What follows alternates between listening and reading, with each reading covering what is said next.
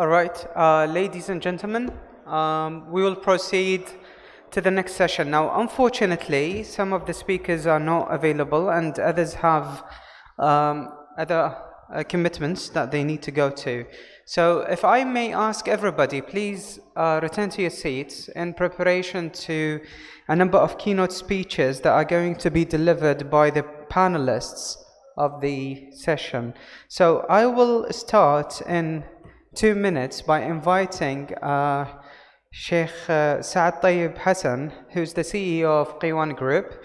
Then he will be followed by Dr. Mish'al Nawab, representing Uruk, and we will disband for lunch after that. So please, if I may ask everybody to take their seats. السيدات والسادة الحضور، سوف نعود إلى المؤتمر. أرجو من الجميع أخذ مقاعدهم. ستكون هناك مجموعة من الخطابات والتقديمات. أرجو من الحضور.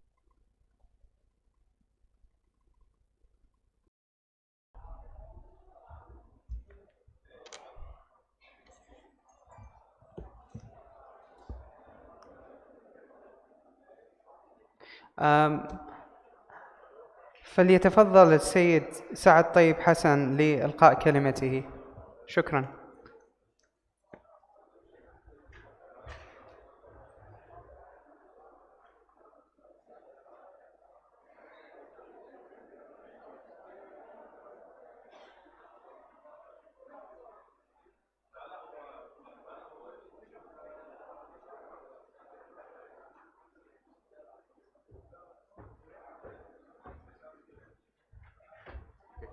Here.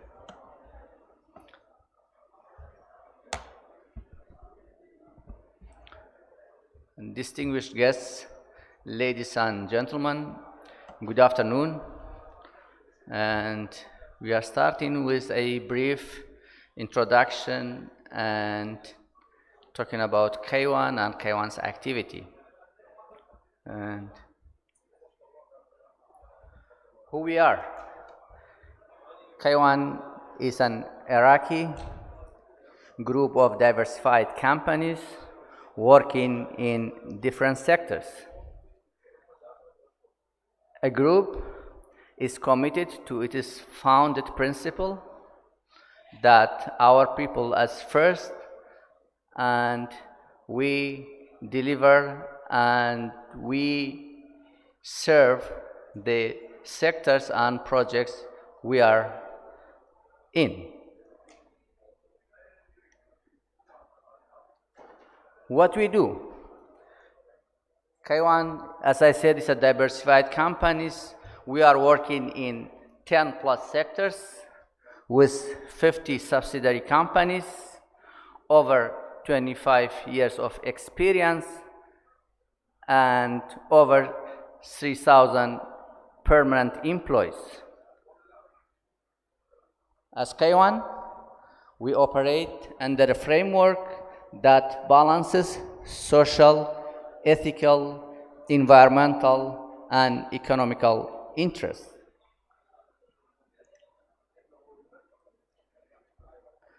Qiwan's journey. Ever since it is founded in 1993, Qiwan has embarked a bold journey. The establishment of the company is 1993, and in 1997, Qiwan becomes the biggest importer and distributor of home appliances in Kurdistan region back then. In 2003, the company established a commodity trading unit, and at the same year, Qiwan also signed a distribution partnership with Hitachi Japan for home appliances and become top 3 biggest Hitachi distributor in Middle East and North Africa in 2019. Qiwan also established a construction business in 2004. By 2007, Qiwan finished the first residential project. Back then was the biggest and most luxurious project of housing in the country. In 2009, Kaiwan took over the Bazian refinery, which was one of the two private refineries in the country. In 2011, Kaiwan established an education line of its businesses. In 2011, Kaiwan also established a shipping line businesses to help the trading worldwide. In 2013, Kaiwan completed an expansion of the second phase of the Bazian oil refineries. Kaiwan also signed an PPA contract with the Kurdish regional government for building a power plant. In 2014, Kaiwan also launched a new and most luxurious residential housing project consists of 3,000 units of housing, which is called Murtafa'at Suleimani or Suleimani Heights. In 2016, Kaiwan completed the first phase of power plant, which consists of 4 GT of 500 megawatt total of power generation. In 2017, Kaiwan also launched a healthcare business into the groups. 2018, Kaiwan also signed a partnership with one of the most reputable education university, what they call UTM, University of Technology in Malaysia, which is the first ever branch of such a university in Iraq. In 2019, Kaiwan also launched a project of a hospital, which is going to be completed in a month's time. And also Kaiwan is in the process of completing a second phase of the power plant, which is combined cycle power plant. Our value, we believe that our business also adds value to the society and the country's infrastructure as a whole. Our journey starts from the oil products, supplying power, home, retails, educations, health sector, and retails. Kaiwan energy sector. In Kaiwan, we own one of the 2 private refineries in the country. We also own a 500 megawatt generating power at the moment. Bazian refinery currently running in 40,000 barrel. Sorry, that kind of. Yeah, we start with the Bazian power plant is. Okay, I think you guys a little bit changed this. Okay, Bazian refinery is located in Bazian between Suleimani and Kirkuk. It runs 40,000 barrel of oil. Currently, we have a processing fee sign contract with Iraqi Central Ministry of Oil. We process Kirkuk crude oil, and the product is taken by the Ministry of Oil and distributed over the north part of the countries. Our refinery supplies 10% or contributes 10% of the gasoline product to the market. In the oil trading, Kaiwan also is active in worldwide in the oil trading with integrated infrastructure and assets, consists of shipping, terminal, and refinery. We trade over 3 million tons of oil worldwide. We own 100 million liter of storage capacity next to the refinery. We also own 4 tanker oils, 4 vessels, and we recently signed a contract to build 3 new vessels.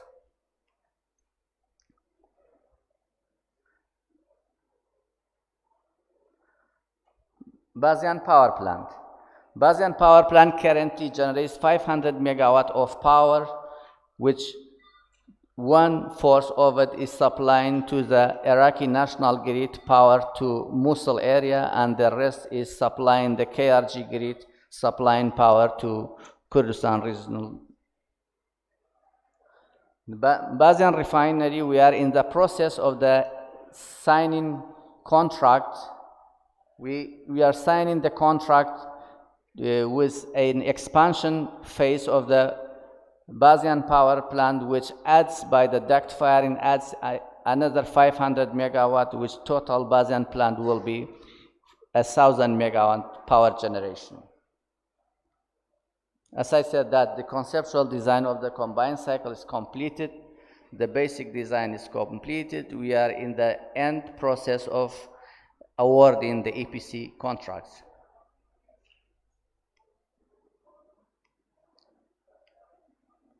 So IPP, the independent power producer or generation. The IPP, I think that added a major role in supplying power or helping government to supplying more power to the households. IPP by its nature has its own difficulties and uncertainties, such as revenue security and technology management or political risks. Iraq is one of the few countries which has a big potential to build a fossil fuel power plants, with the power plant that runs on the fuel, mainly the gas one. As Iraq has a huge natural resources, the fossil fuel power plant will be a major power supply to the country. But in Iraq, also there are difficulties, challenges to power generation capacity as well, as there are not many foreign investors who invest in that power sector, and the key challenges for the building a power plant or generating more power will be the finance, whereas the finance is mainly limited into the EC contents, where the countries try to finance or support for its own contents.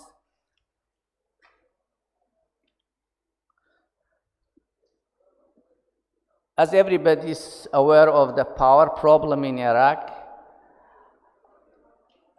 we believe, and everybody is understanding, that the restructuring of the power sector is required. In the worldwide practice, there are many models of power supplying. In Iraq case, which is a natural monopoly, it's kind of, the government is a natural monopoly in supplying power, but that IPPs can have a major role in the generation of power to complete the cycle and supply enough power. And this is a brief about K1 and it is K1's role in power and energy sector. And if anybody has any question, it's more than welcome to answer. Otherwise, thank you very much.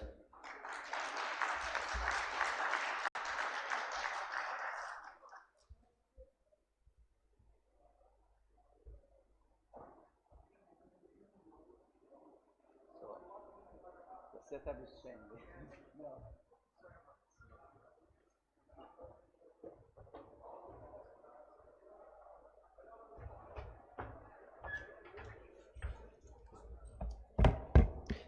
Thank you very much, Sheikh Saad, for your kind speech. Now I'm going to give the floor to Dr. Mishal Nawab from Uruk to present his presentation. Thank you very much.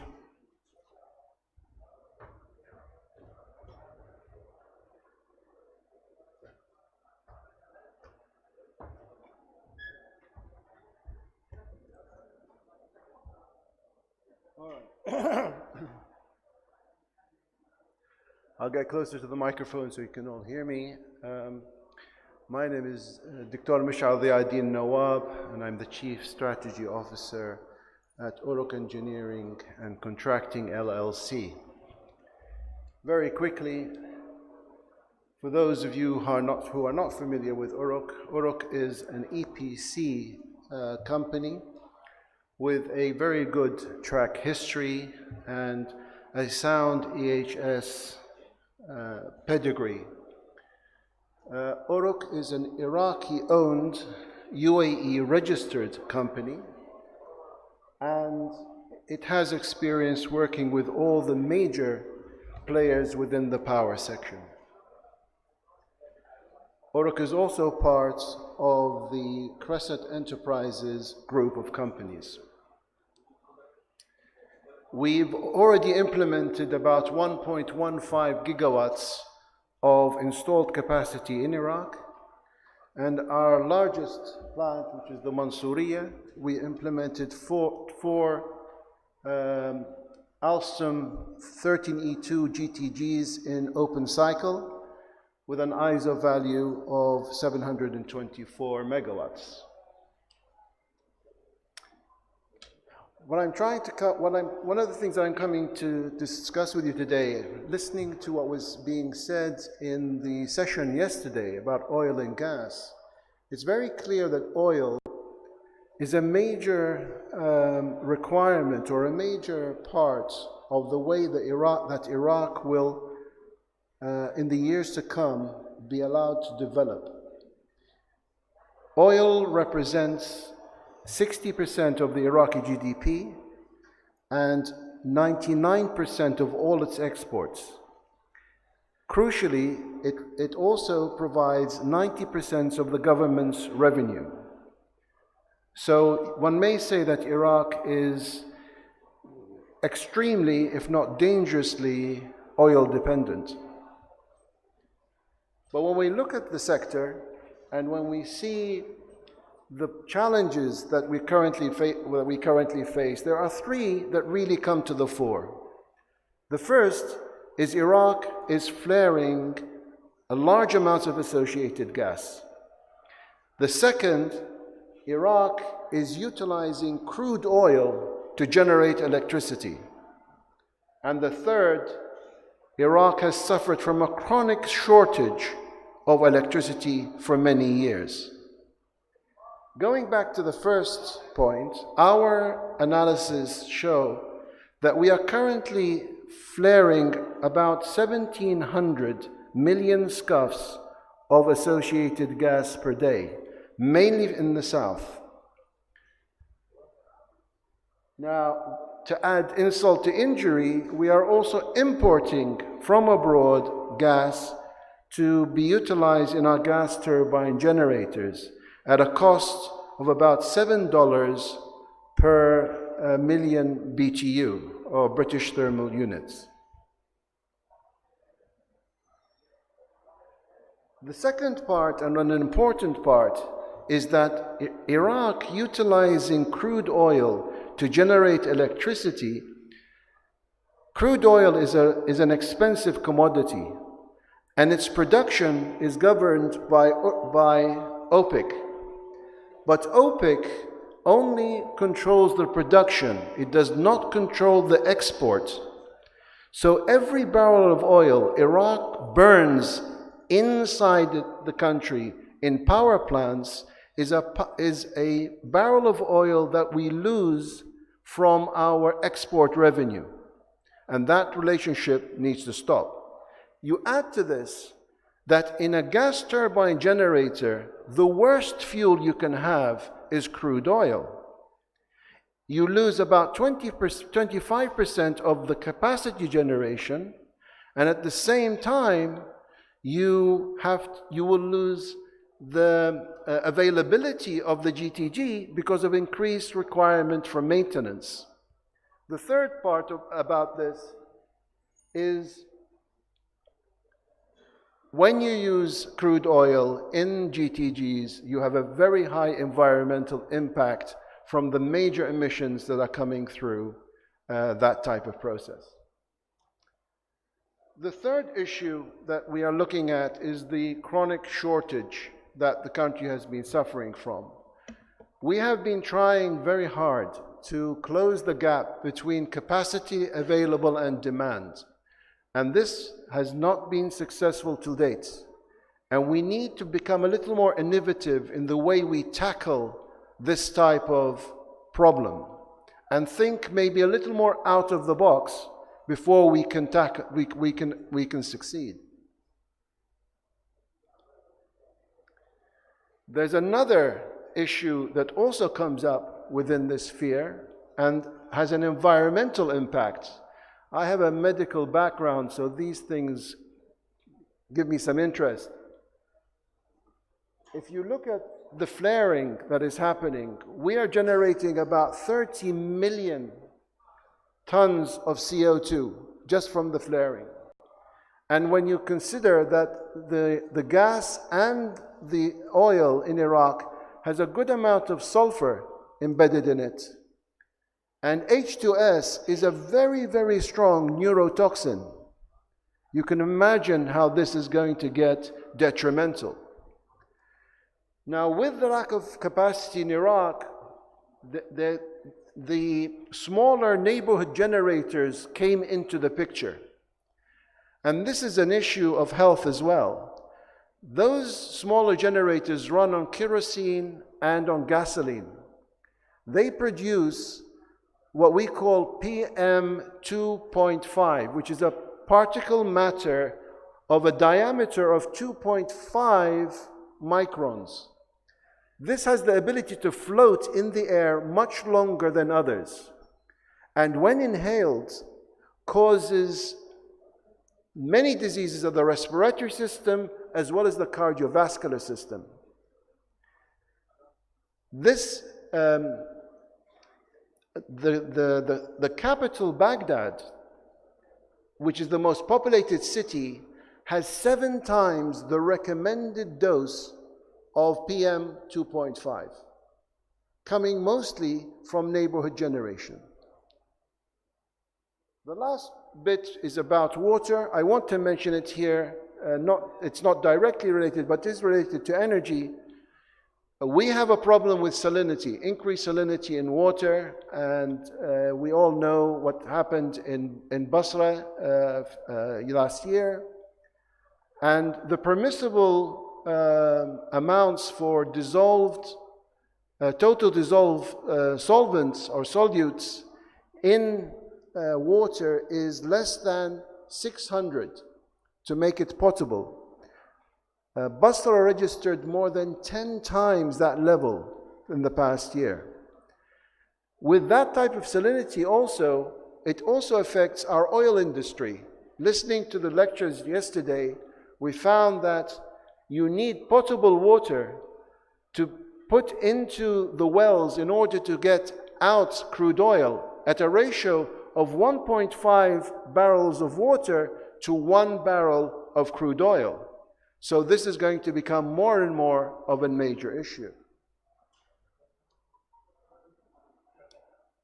This slide shows you in 2017 what exactly happened in the power generation that we were able to do.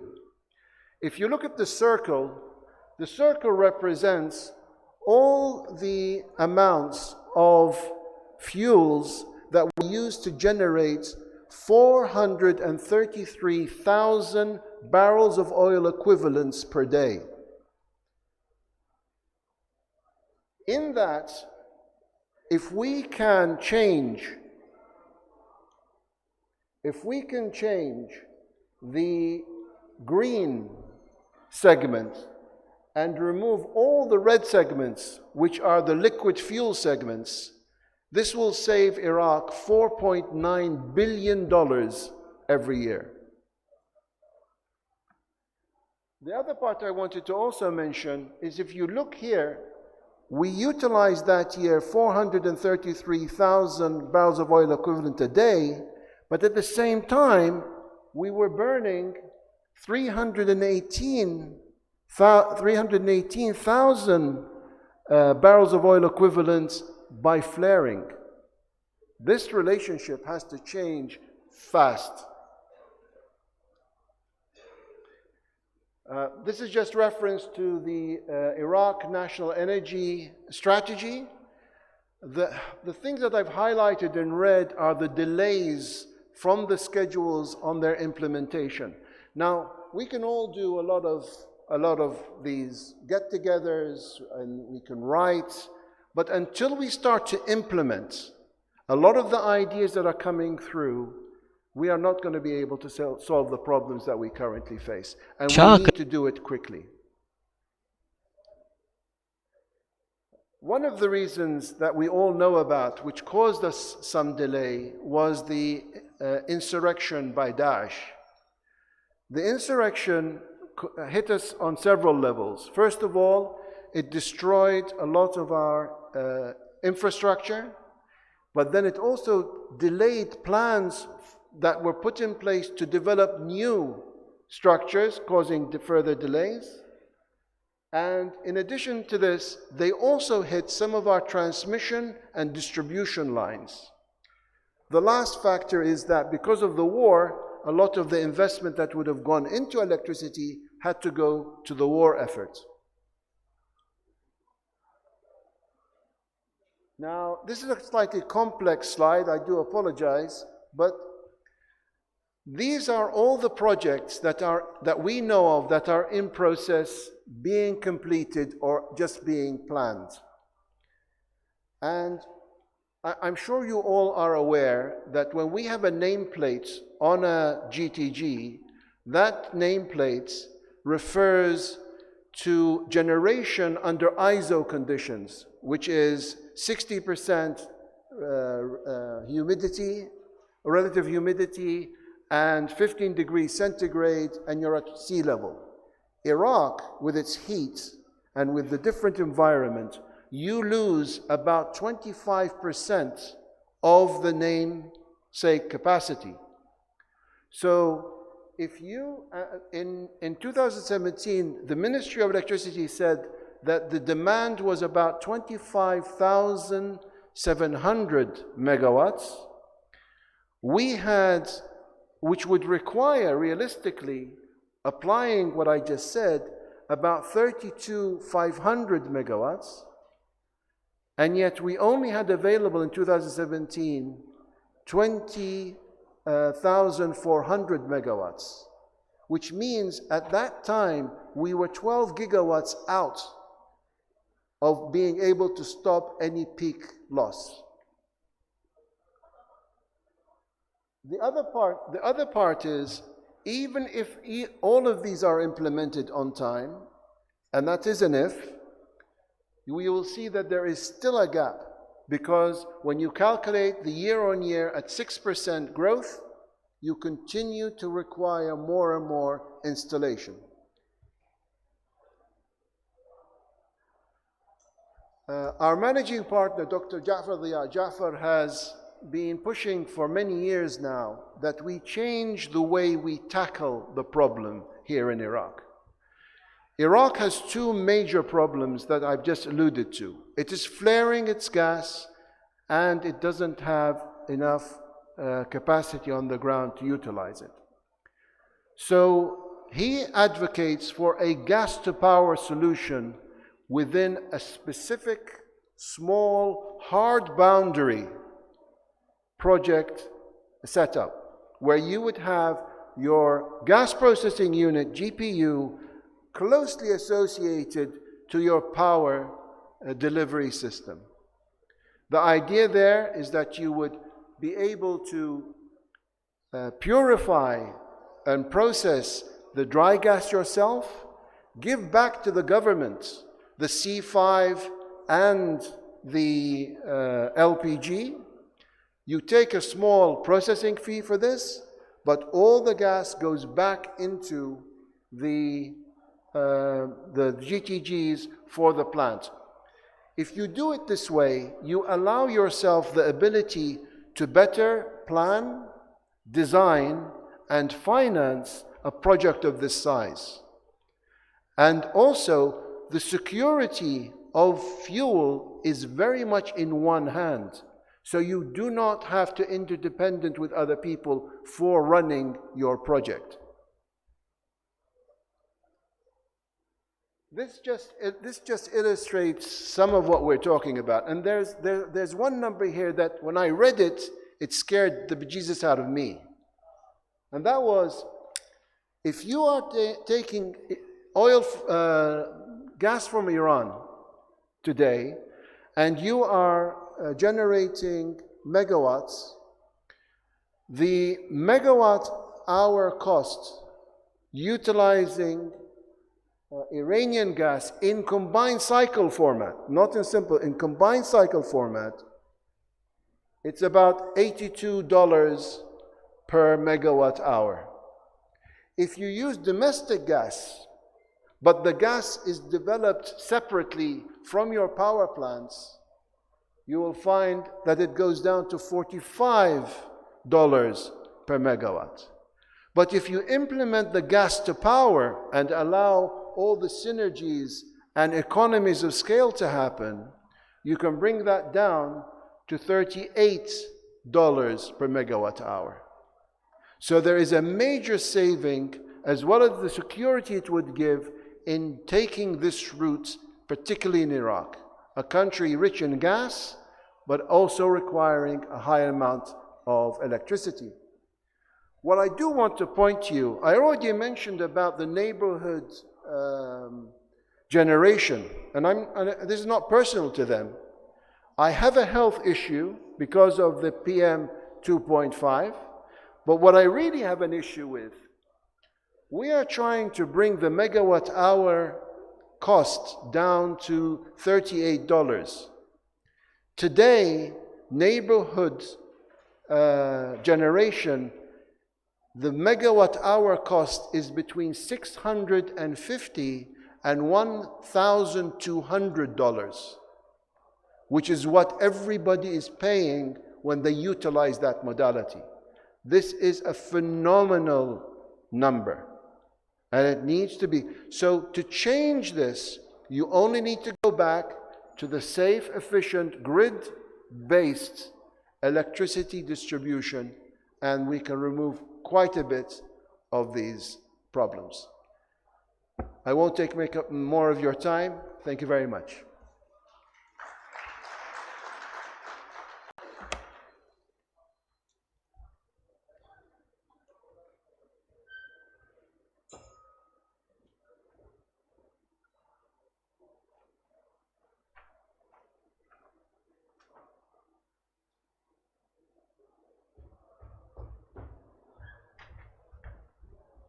Thank you very much, Dr. Mashal, for the very insightful and knowledgeable presentation. Lastly, before lunch, we are going to have Dr. Abdel Hamza, Senior Advisor to the Minister of Electricity, to deliver a speech. Thank you very much.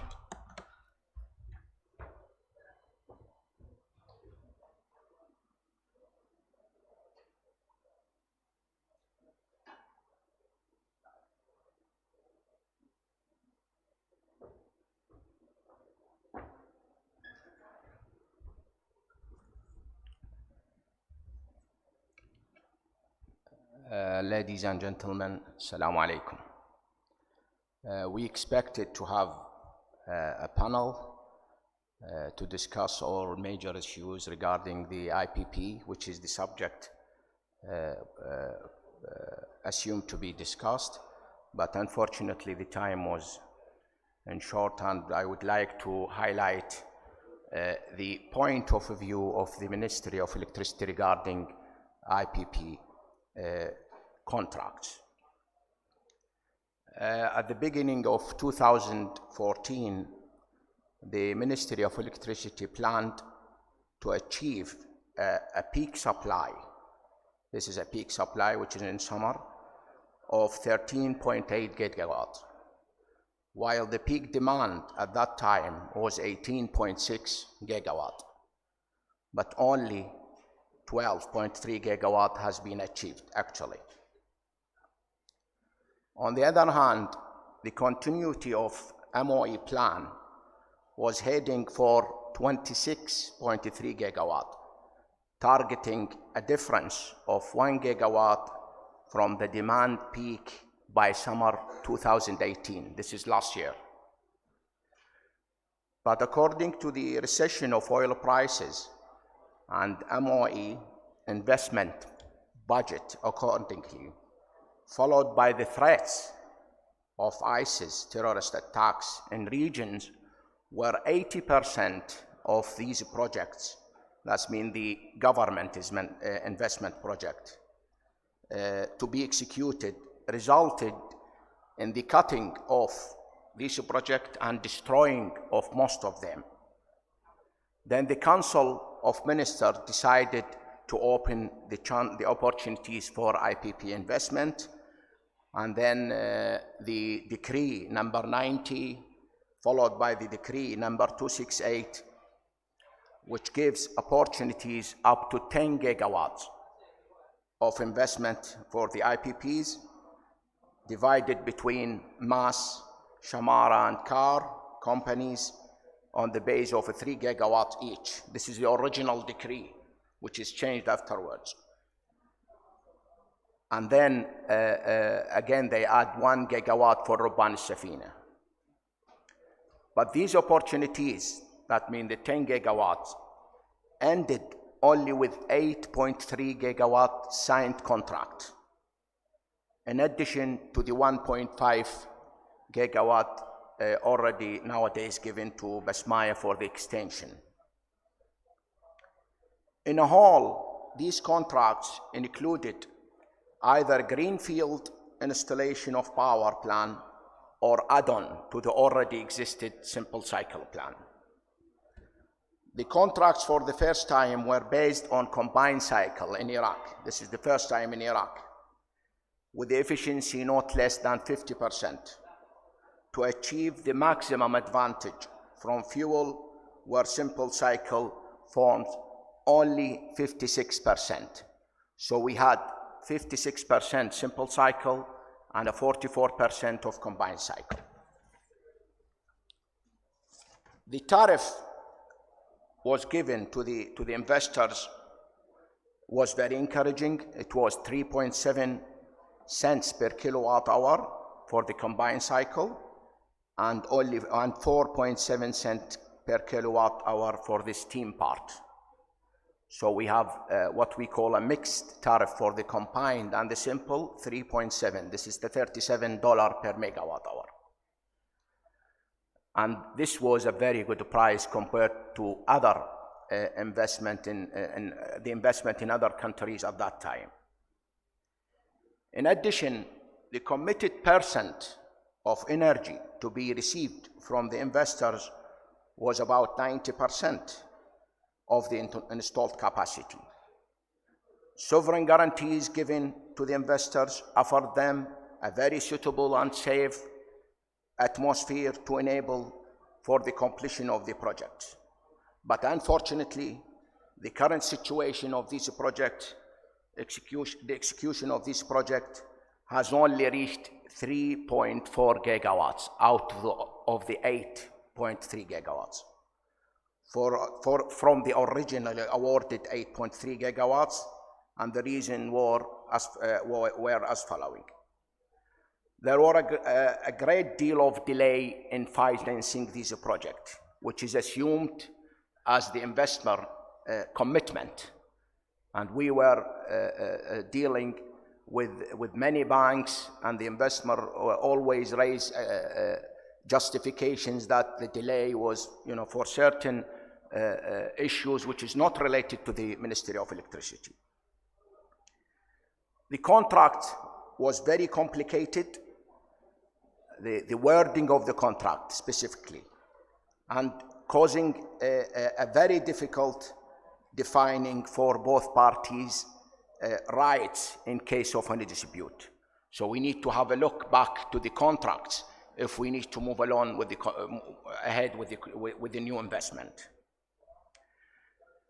We actually faced a very unreliable financial models submitted by the investors, resulting in an unjustified accusation of giving them a very high price. I think during the past sessions, you heard that people always say that why it is $90 per megawatt in Iraq, per megawatt hour in Iraq. And issues like security justify this. But the problem is the financial model submitted by the investors were not encouraged. There were no transparency. They should give numbers, a clear and transparent numbers regarding the capital, the interest, the return period, the fixed and variable cost of maintenance, depreciation, and discount rate, which is a very important parameter causing the sensitivity for the calculation of levelized cost of energy. The unavailability of a clear procedure to operate and maintain the simple cycle where the investor was contracted to convert them into combined cycle. We did not have a very clear procedure. Up to date, we are in dispute with the contractors who took already a simple cycle to be converted to combined cycle. Who is running the maintenance and control of the simple parts? You know, the condition of the simple parts is very important to judge the performance of the combined cycle he's actually contracting to build. For these all reasons, actually the ministry is aiming to solve all problems faced during past investment opportunities and to encourage the open market power which determine the tariff on the base of demand as an international practice. In addition, we are encouraging rehabilitation, operation, and maintenance of the depreciated power plants by investment for certain period to help technical capacity building for Iraqi employees and to bring the required finance to stem the degradation of these power plants resulting from not doing a timely mannered power maintenance as it is the case now in Iraq.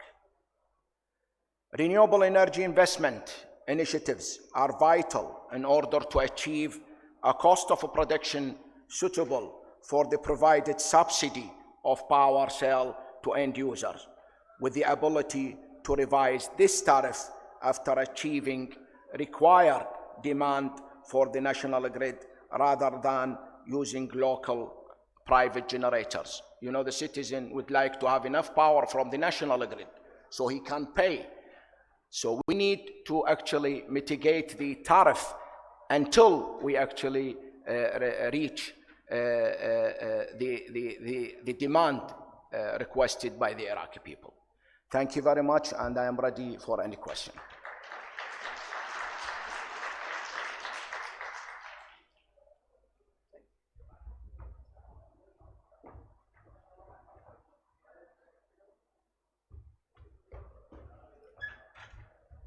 Right. Ladies and gentlemen, thank you very much. We will take a recess of 1 hour, and once we come back, we will have one last session about renewable energy, its legal framework, and finance.